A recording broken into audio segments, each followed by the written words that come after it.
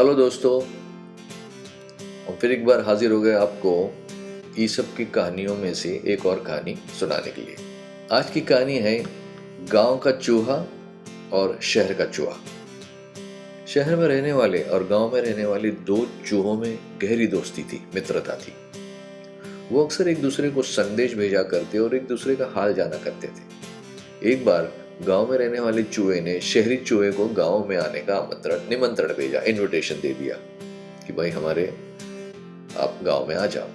शहरी चूहे ने निमंत्रण स्वीकार कर लिया।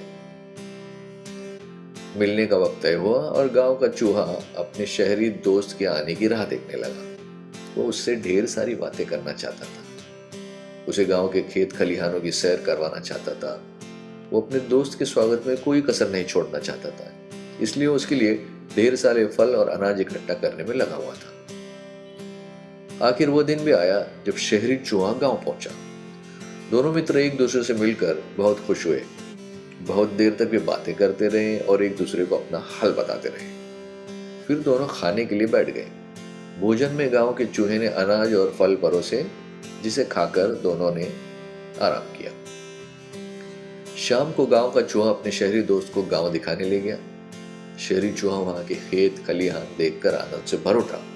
वहां की शुद्ध हवा में सांस लेकर उसका मन बहुत खुश हुआ। गांव का चूहा बोला, गांव का वातावरण और वायु तो बहुत शुद्ध है, जो तुम्हें शहर में शायद ही नसीब होती होगी मित्र। शहरी चूहा शहर की समस्याएं जानता था। वो वर्षों से वहां रह रहा था, लेकिन गांव के चूहे मित्र की ये बातें उसे बुरी लग गई। हालांकि वो कुछ बोला नहीं। गांव का चूहा गांव की प्रशंसा में लगा हुआ था।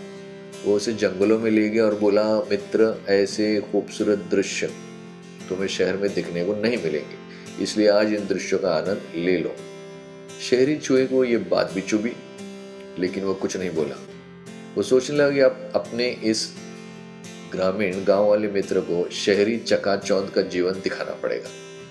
तब इसे समझ आएगा कि शहर कितना शानदार होता है। सिटी जो है, शहर यानी सिटी। रात होने पर दोनों चूहे घर वापस आ गए।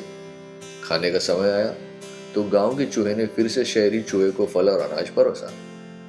शहरी भोजन की आदत वाले चूहे को यह खाना गले नहीं उतर रहा था। वो बोला, मित्र, क्या तुम हर समय फल और अनाज खाते हो? शहर आओ, मैं तुम्हें एक से बढ़कर एक पकवान खिलाऊंगा, साथ ही वहां का शानदार जीवन भी दिखाऊंगा।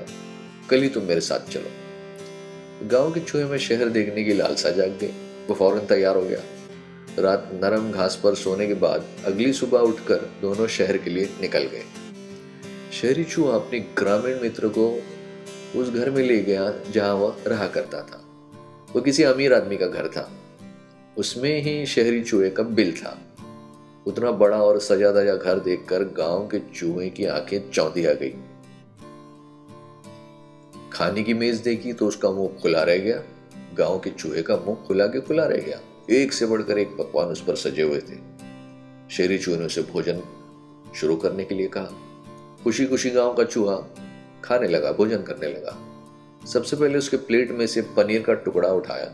उसने अभी पनीर उठाया ही था, कुतरा ही था कि शहरी चूहा चिल्लाया, भागो मित्र, बिल्ली आ रही है, जल्दी से अलमारी में छुप जाओ, नहीं तो जान से हाथ धोना पड़ेगा।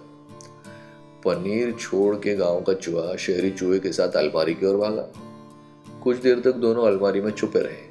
बिल्ली के जाने के बाद दोनों वहां से निकले। शहरी चूहा फिर से अपने मित्र गांव के चूहे को भोजन के लिए ले गया, लेकिन डर के मारे उसकी भूख अब तो मर गई थी। शहरी चूहा उसकी हालत देख बोला, मित्र, डरने की कोई बात नहीं है, बिल्ली चली गई है। वैसे ये शहरी जीवन का हिस्सा है, यहाँ यूं ही जीवन जीते हैं। लो, केक खाकर देखो। गांव के चूहे ने केक का टुकड़ा ले लिया, लेकिन उसके पहले कि वो उसे मुंह में डाल पाता, शहरी चूहा चिल्लाया, भागो मित्र, कुत्ता आ गया है, कुत्ता आ गया है। दोनों फिर से भाग कर अलमारी में जा छुपे। शहरी चूहे ने बताया कि उस घर के मालिक ने कुत्ता पाला हुआ है जो बड़ा भयानक है, उससे बचकर रहना पड़ता है। गांव का चूहा बहुत ज्यादा डर गया था। अलमारी से बाहर आने के बाद वो एक पल भी वहां नहीं रुका। तो बोला, मित्र, मुझे जाने दो, ये शहरी जीवन मुझे तो रास नहीं आता। यहाँ तो हर समय सिर पर खतरा मंडराता रहता है, इससे तो गांव ही भला। फिर वो गांव की ओर चल पड़ा और गांव पहुंचकर ही दम लिया। वहां पहुंचकर वो सोचने लगा, जगह वही अच्छी है जहां जीवन सुरक्षित है।